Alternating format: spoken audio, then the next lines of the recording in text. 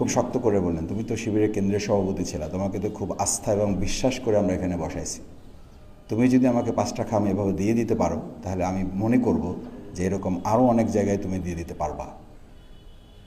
আমি সত্যি খুব শক্ট হয়েছি। আলী হাসান মোহাম্মদ মুজাহিদ ভাই শহীদ, ওনার সাথে সাংগঠনিকভাবে যতটুকু সময় দেওয়ার সুযোগ আল্লাহ দিয়েছেন আলহামদুলিল্লাহ। পেশাগতভাবে বাংলাদেশ পাবলিকেশনস লিমিটেডের উনি চেয়ারম্যান ছিলেন। আমাকে সাংগঠনিকভাবেই পেশাগত দায়িত্ব হিসাবে প্রজেক্ট ডাইরেক্টরের দায়িত্ব দেওয়ার কারণে সৌভাগ্য হয়েছিল যে ওনার সাথে একটা দীর্ঘ সময় খুব কাছে থেকে পেশাগত দায়িত্ব পালন করার। একদিন আমাকে বললেন যে পাবলিকেশনসের 5টা খাম আমাকে নিয়ে আসো। খাম একদম সাদা খাম, সিম্পল, যেগুলো ছোটো খাম। তা আমি নিয়ে গেলাম, নিয়ে গিয়ে বললাম যে যে রাখলাম, আপনি এটা কাজে লাগাবেন। তো বলে যেটা তো ভাউচার নিয়ে আসো নাই তুমি।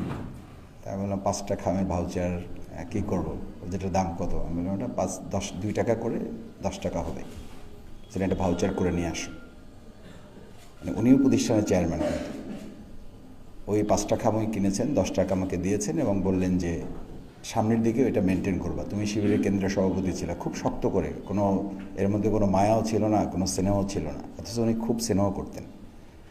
খুব শক্ত করে বললেন, তুমি তো শিবিরের কেন্দ্রীয় সভাপতি ছিলা, তোমাকে তো খুব আস্থা এবং বিশ্বাস করে আমরা এখানে বসাইছি। তুমি যদি আমাকে 5টা খাম এভাবে দিয়ে দিতে পারো, তাহলে আমি মনে করব যে এরকম আরও অনেক জায়গায় তুমি দিয়ে দিতে পারবা। আমি সত্যি খুব শক্ট হয়েছি এবং এটাও ভেবেছি আমাদের এই প্রিয় কাফেলায় আল্লাহ সুবহানাহু ওয়া তাআলা এত মুরব্বীদের সাথে, এত ভালো মানুষগুলোর সাথে আমাদেরকে সাক্ষাৎ করার সুযোগ দিয়েছেন, কাজ করার সুযোগ দিয়েছেন, আমাদের জীবন বদলে দেওয়ার মতো বাস্তব উদাহরণ তারা পেশ করেছেন। আল্লাহ সুবহানাহু ওয়া তাআলা তাকে জান্নাতুল ফেরদাউসের সম্মানজনক জায়গায় তাকে আল্লাহ তাআলা করুন। বইগুলো আমাদের পড়া উচিত। এখন সাধারণত বলা হয় বই বের হয়, কেনাও হয়, পাঠকও থাকে, পড়া হয় না, অথবা পড়া হলে এগুলো আমল করা হয় না। রাসূল করিম সাল্লাল্লাহু আলাইহি ওয়াসাল্লাম একটা হাদিস বলে শেষ করছি। আব্দুল্লাহ ইবনে মাসউদ রাদিয়াল্লাহু তাআলা আনহু قال রাসূলুল্লাহ সাল্লাল্লাহু আলাইহি ওয়াসাল্লাম ওয়া ইয়াকুলুনা মা লা ইয়াফআলুন।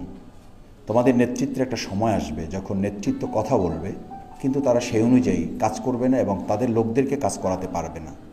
ওয়া ইয়াফআলুনা মা লা ইউমারুন, একেবারে যে কথা বলবে কাজ হবে না তা না, কিছু কাজ হবে, সেটা তার পছন্দ হলে করবে, না হলে করবে না। অর্থাৎ নেতৃত্বের জায়গাটা এবং আনুগত্যের জায়গাটা পছন্দের ভিত্তিতে তৈরি হবে।